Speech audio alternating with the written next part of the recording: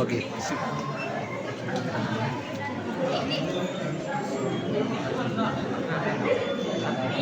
Assalamualaikum warahmatullahi wabarakatuh.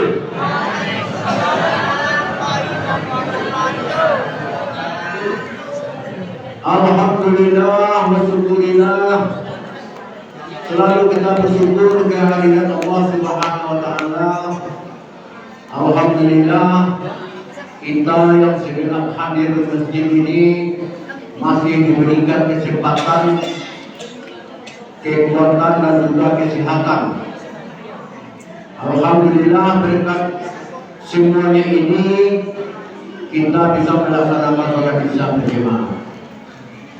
Selawat beserta salam selalu kita ucapkan kepada junjungan kita Nabi besar Muhammad Sallallahu Alaihi Wasallam yang telah membawa umatnya dari zaman jahiliyah ke zaman Islam. Maka dari itu selalulah kita berselawat kepada beliau dengan antara kata Allahumma shalli ala sayyidina Muhammad wa ala ali sayyidina Muhammad. Yang sama-sama kita hormati Bapak Ustaz yang akan memberikan tausiah ataupun ceramah agama pada malam hari ini, yaitunya Al-Ustaz Saiful MA. Alhamdulillah.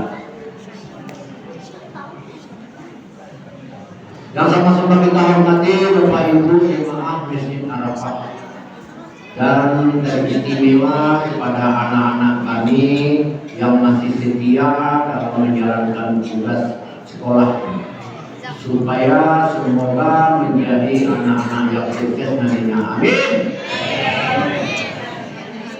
Walaupun demikian tidak terlepas dari bimbingan dan panutan dari orang tuanya. Anak TK maunya tinggi, kurang turun selalu kan, tapi berhasil. Kurang turun maunya tinggi, anak tidak mau dia suat, tidak suruh tak dorong hati. Itu, ya. Tapi kalau saya yang langkah sayur langkah saya yang lewat, betul sudah saya benar saja. Ya betul tu. Berapa apa? Walaupun lampak talian yang tinggi, tapi kalian yang sudah tidak. Kalau dulu elok, Pak istimewakan siapa? Apa pembeda itu seperti Pak? Begitu itu. Tadi dah. Karena kami ikut kami benci kerana sayang kerana kami ikut tinggal barang itu. Barang sini itu barang yang aktif ya. Dan aktif. Itulah generasi penerusnya di kampung Belu. Kalau tidak kita fondasikan buat ini mustahil untuk 10-20 tahun ke belakang ini bisa mengenal jati dirinya. Itu kok nama kok dua lah ibu lah di dalam ini semua ibu di rumah pasti ada seketika dari ibu. Tapi kalau tidak ada ibu di dalam kok ibu di rumah dia kan pinggang dia dia di kaki itu. Kalau tidak, itu harus kaki ini lebih pinggang. Tapi kaki dua ada apa gue? Kaki ya, gigi. Amur rotan yang tu nak dia amur. Rotan kadang-kadang di yang bukan kaki yang dua ada gaya. Agak gaya juga pakai campur juga. Betul dua dia. Tapi alhamdulillah lo berhasil lah boleh begitu. Cuma lain tak setuju etika dan tata krama. Kok dalam dua dari depan. Kok jadi enggak lo dalam hubungan gue kan dia kan mana dia mah. Ada kok. Kalau perlu ditinggi anak-anak itu. Kalau perlu ditinggi anak-anak itu. Kalau dia mau menjadi saya bisa yakin dan percaya bahwa anak kami sampai di bulu Kosovo bisa 10 tahun ke depan aku. Nak dong modal ini dulu lah terpinggirkan awak. Tidak masih bola aku nak mau terbidan lagi awak. Si bola tinggi kemampuan aku tidak turun. Ini kok kemampuan lebih kuat terus ini. Apa? Kau sih dulu ngajar kami dua ini orang ngajar lagi itu dia mau jangan lu ini buah. Penjara kamu itu, boy, apa kamu buat? Nah kamu itu orang umum aja loh. Sama tu kalau keinginan umum aja, kalau umum keinginan kalau macam kuat, kan ada tu. Nah kalau ada tak boleh imbang untuk mentor dan tahu sendiri. Tahu tak? Kalau dia itu nomor dua. Karena kalau dagingnya lupa, lah, lupa. Bagai apa belum kita jumpa kain kita buka, ini yang tua, bicara deh kawan. Tapi ini juga tidak ada, tidak ada. Saudara, alhamdulillah itu kami sudah bukan untuk kamu. Lah, bro, Allah sama kali bro. Sudah. Itu sama kali berdua, sama kali berdua. Kalau kamu apa aja ya, ini ya. Nah, tahu bunga banyak kita gila, nggak kuat orang apa.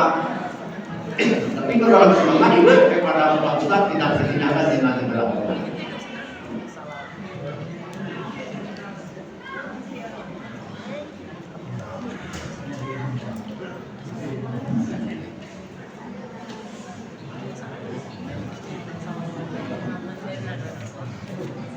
Assalamualaikum warahmatullahi wabarakatuh.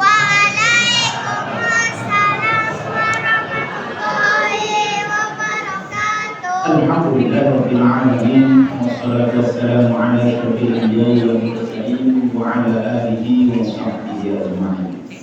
Rabbi shrah li sadri wa yassir li amri wa hlul 'uqdatam min lisani yafqahu qawli.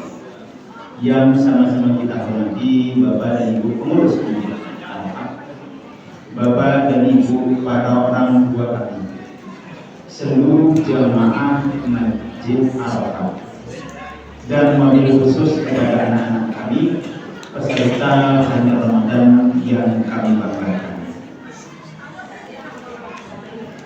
Tak terasa itu sudah 17 hari kita berpuasa.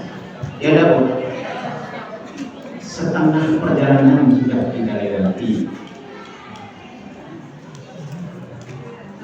Kalau tak salah sekitar 13 hari lagi akan sampai pada titik perjalanan kita Ramadan tahun ini. Pertanyaan dimulai Bapak Ibu,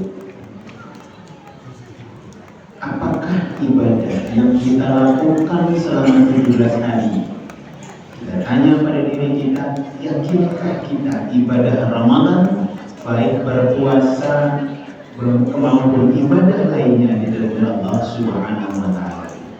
Kita tanya pada hati kita masing-masing, dan insya Allah kita tahu jawabannya. Bapak Ibu sekalian yang kami hormati,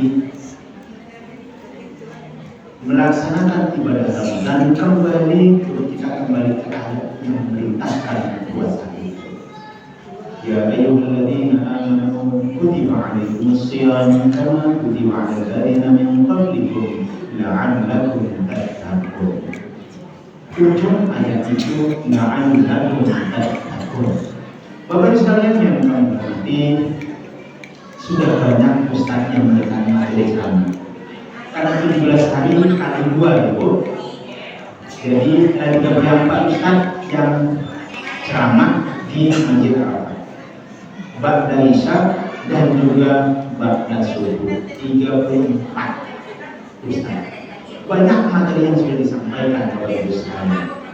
Banyak petua-petua, banyak ungkapan, banyak rahasia ibadah yang kita lakukan. Anak-anak kami sebelum lebih jauh, silakan dicatat judulnya. Istiqomah, kunci sukses dalam hidup. Bapak Ibu sekalian yang kami hormati, pada malam hari ini kita mencoba dulu menelaah kembali. Banyak tadi ustaz yang ceramah, bahkan kita teringin pula lalu ustaz yang mengecek bahwa ada buah-buahannya harus diterapkan dalam berpuasa. Anak-anak yang pertama buah apa yang disampaikan ustaz itu? Markisa. Marilah kita sabar. Ada yang kedua, strawberry. selalu introspeksi diri. Bapak Ibu sekalian, itu contoh banyak lain. Nah, sebelum dijawab Bapak Ibu sekalian yang berarti dalam bahasa anak muda sekarang, dalam bahasa kehidupan sekarang, kita kembali kepada diri istiqomah. Dan sekarang apa itu? Konsisten dalam hidup. Kalau bahasa agamanya istiqomah. Di dalam pengertian secara umum, Bapak Ibu sekalian, anak-anak semua, apa sih istiqomah itu? Istiqomah adalah senantiasa tetap berupaya melaksanakan apa yang sudah diinginkan dan konsisten sampai akhir tujuan yang sudah diinginkan. Itu sih contoh sederhana Bapak Ibu. Ketika kita mau memasuki masa bulan Ramadan, perasaan di hati kita masing-masing, bahkan diniatkan dalam hati bahwa insya Allah mudah-mudahan nawaitunya bulan Ramadan ini adalah bulan yang akan saya penuhi dengan segala macam amal ibadah. Betul ya Bu? Begitu kan?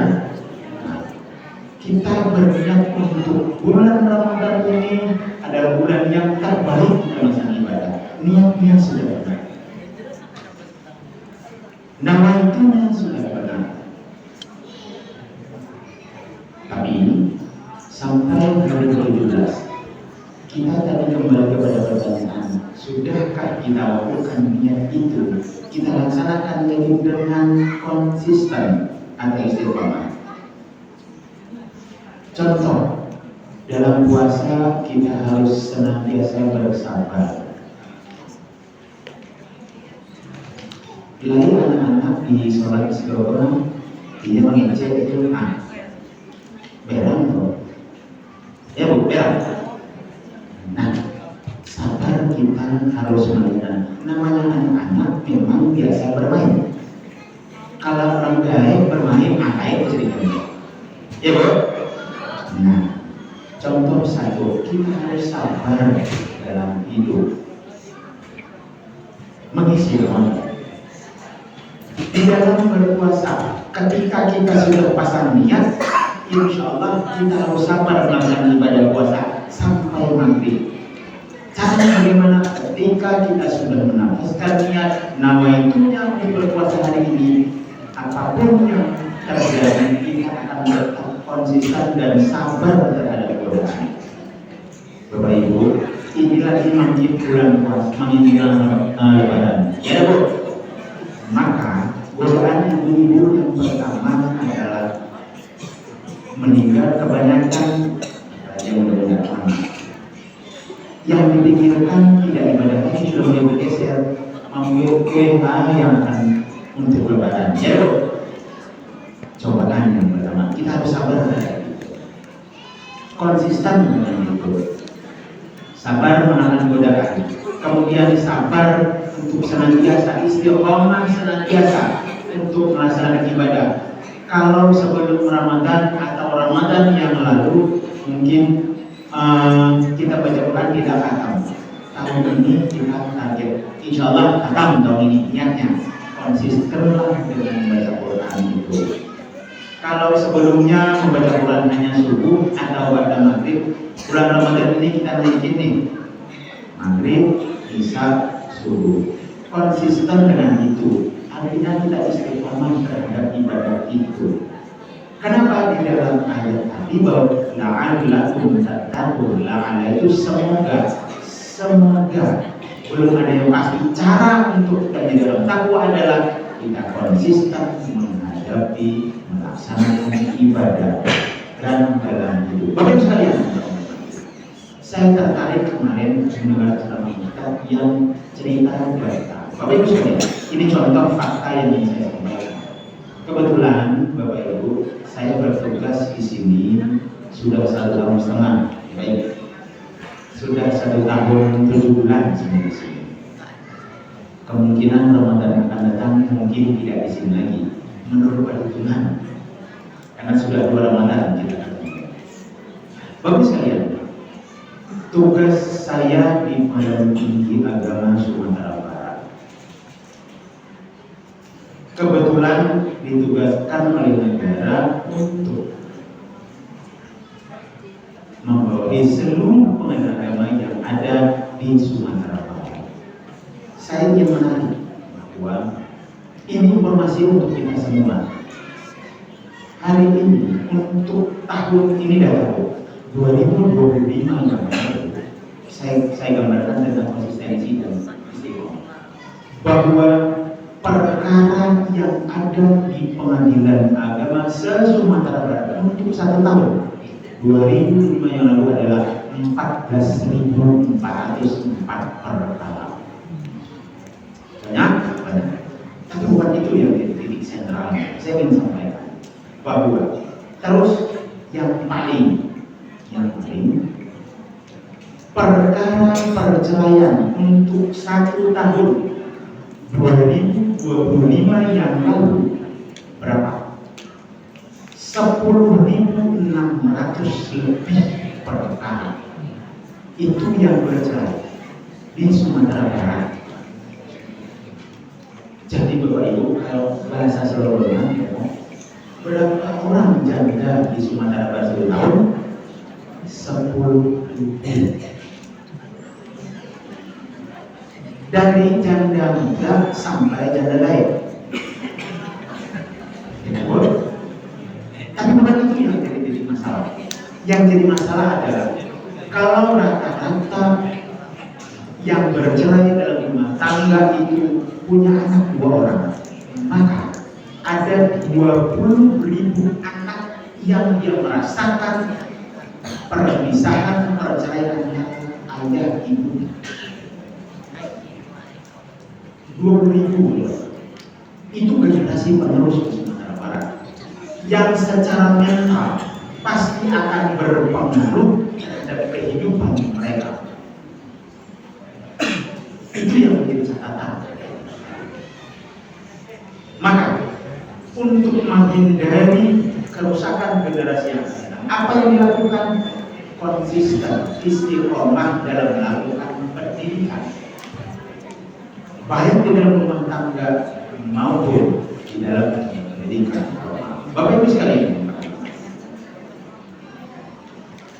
karena dari telaah yang kami lakukan, kebetulan ibu saya kerja di mana agama belum lama, baru 32 tahun.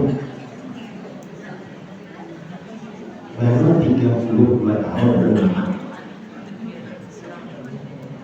Karena pekerja saya dari umur 19 tahun setengah masuk ke agama.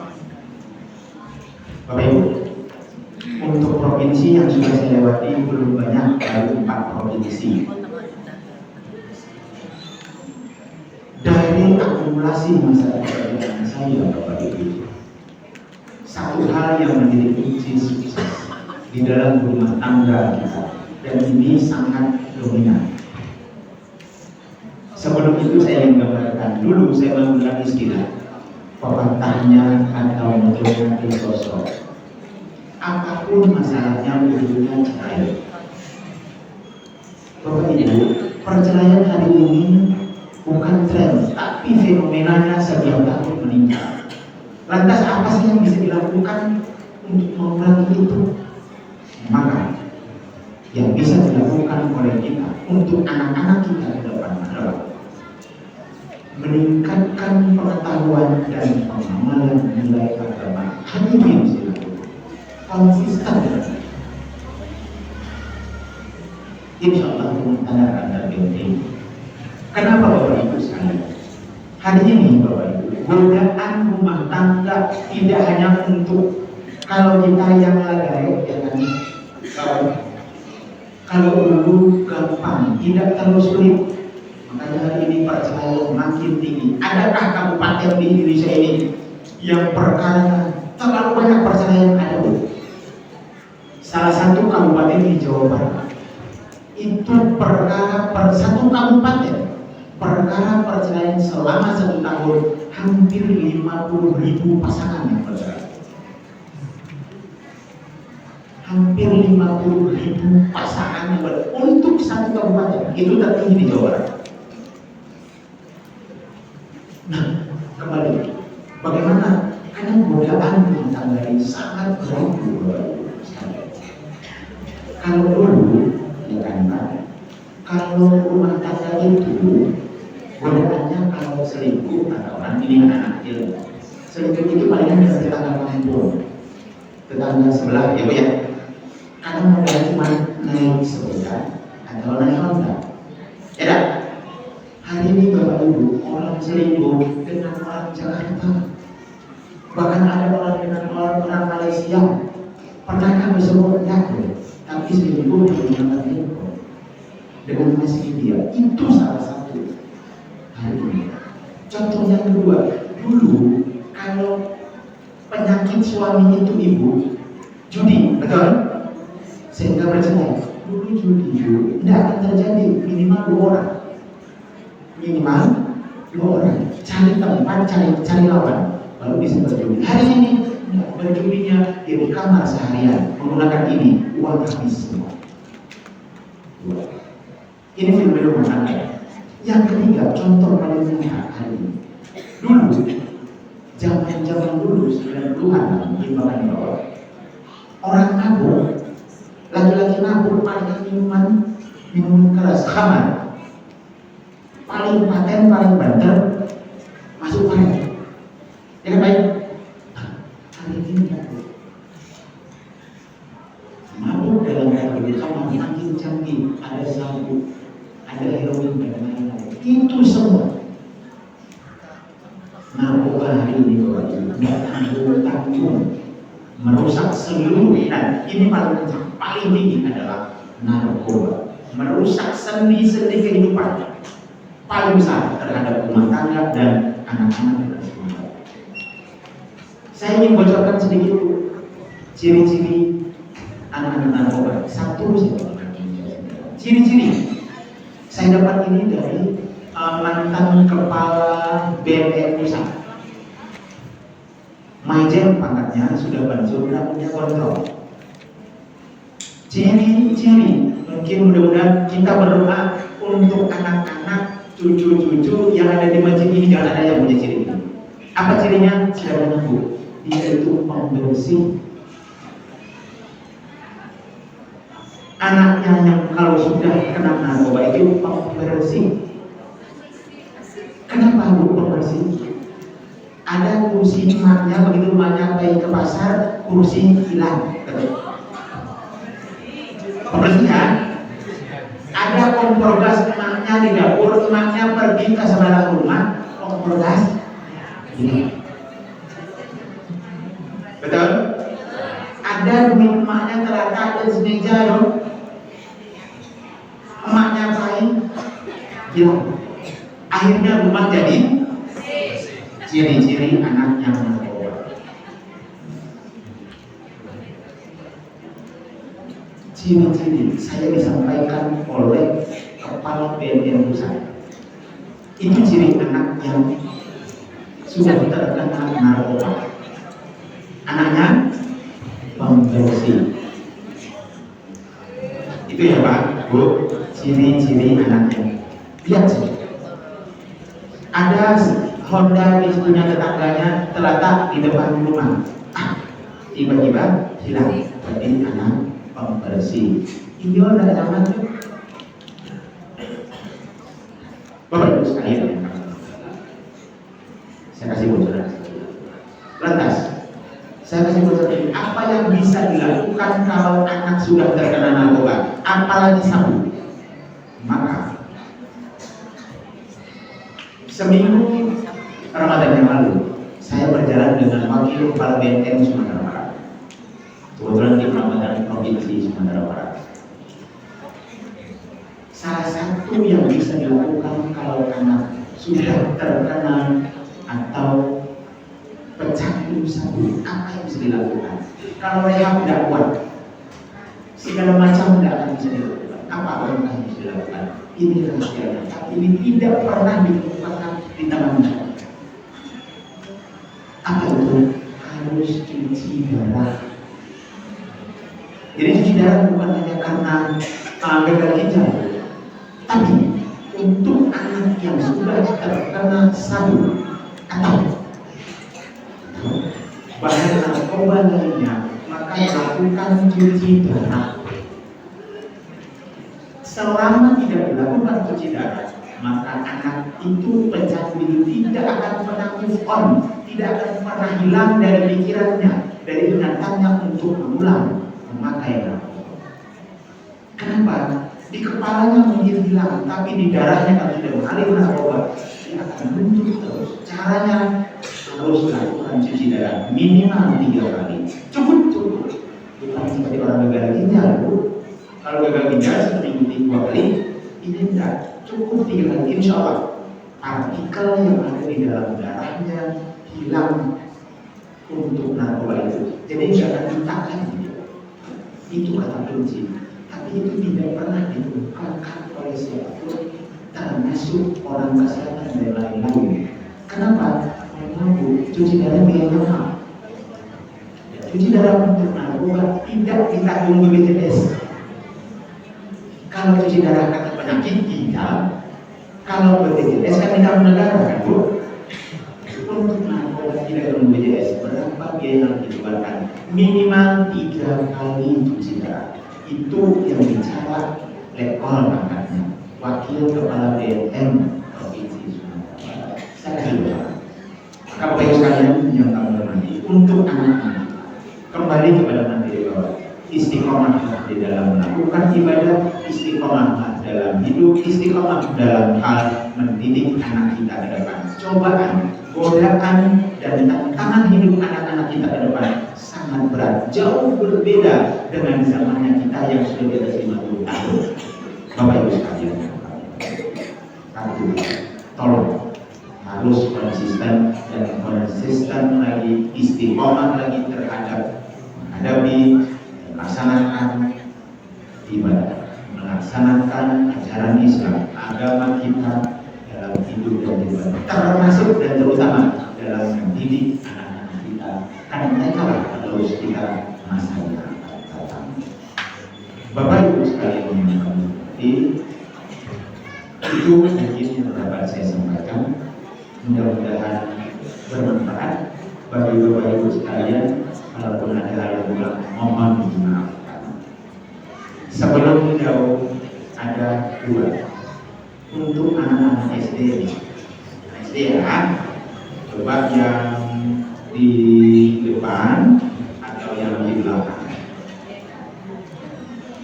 Ini ya, tadi judulnya sudah ada. Maka pertanyaan kepada SD, apakah tolong sebutkan salah satu kunci sukses dalam hidup. Siapa yang tangan? Ayo tangan. Yang SD. Salah satu kunci sukses dalam hidup adalah, ayo tunjuk tangan. Yang SD. Ayo. Yang di belakang. Salah satu kunci sukses dalam hidup adalah, tunjuk tangan.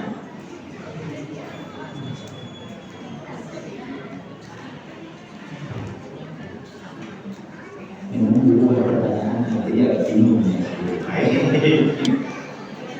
Jawabannya anak saya, istiqomah. Judul pertanyaannya dirubah tadi. Baik. Untuk anak SD lagi, pertanyaan kedua. Tadi yang pertama tidak terjawab. Baik. Ada yang hafal, ini tidak disarankan. Ada yang tidak, ada yang hafal nama-nama bulan Hijriah. Coba tunjukkan angka. Nama-nama bulan Hijriah. Kalau kemarin masih Januari, Februari, Maret, April, Mei, Juni, Juli, Agustus, September, Oktober, November, Desember. Itu anak TT pun hafal. Ini bulan Komariah. Ayo silakan.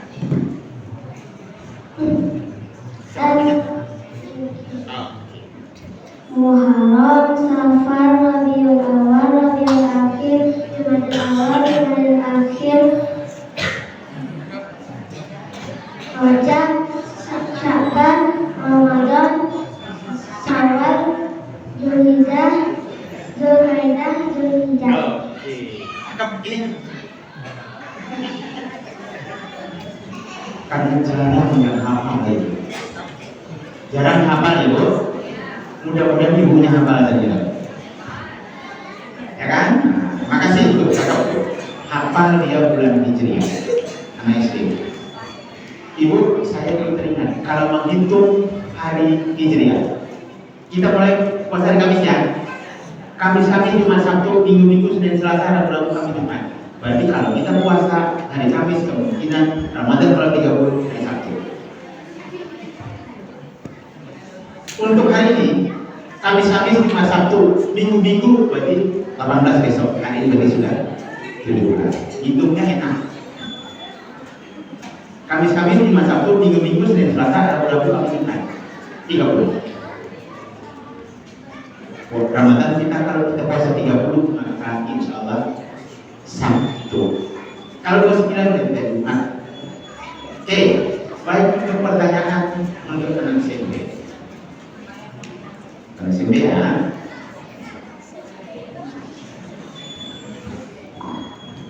Tolong sebutkan ini kembali pertanyaan yang pernah Bapak tanyakan. Rukun 13 sholat, siapa yang disebutkan sih? Rukun 13. Ini rukun 13 Bapak Ibu, sholat yang selalu kita lakukan setiap hari. Disebutkan. Silakan ya. 1. Niat. 2. Berdiri tegak pada waktu. 3. Takbiratul ihram.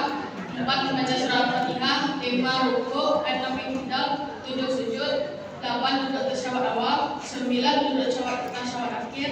10. Duduk di antara dua sujud. 11. Membaca selawat Nabi.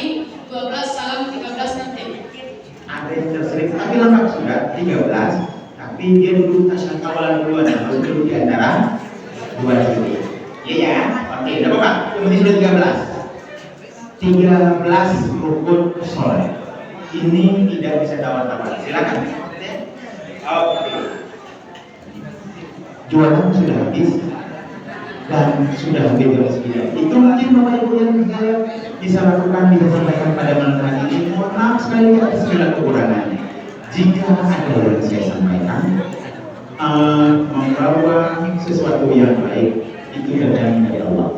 Jika yang saya sampaikan merupakan yang tidak baik, saya menantikan. Sekali lagi, istiqomah dalam hidup. Karena kunci sukses adalah istiqomah dalam melaksanakan ibadah kehidupan. Semoga kiranya kita jamaah yang hadir pada malam hari tetap istiqomah melaksanakan ibadah sampai akhir hayat kita masing-masing nantinya. Amin. Dan kita menjadi umat Nabi Muhammad sampai akhir hayat kita masing-masing. Amin. Amin.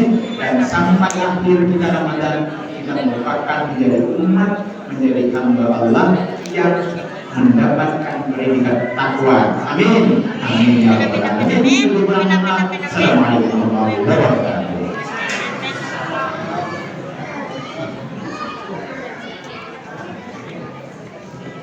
Terima kasih kita ucapkan kepada Ustaz kita yang telah memberikan tausiahnya dalam kita bersama. Baik, pada malam hari ini dapat kami sampaikan imam masjid terkumpul 177.000 rupiah untuk kebangan yatim 125.000 rupiah. Alhamdulillah serta senator dari Maknan. Saya sebagai ketua acara mohon maaf dengan ada kesalahan dan kekurangan. Saya sudah ini dan Assalamualaikum warahmatullahi wabarakatuh.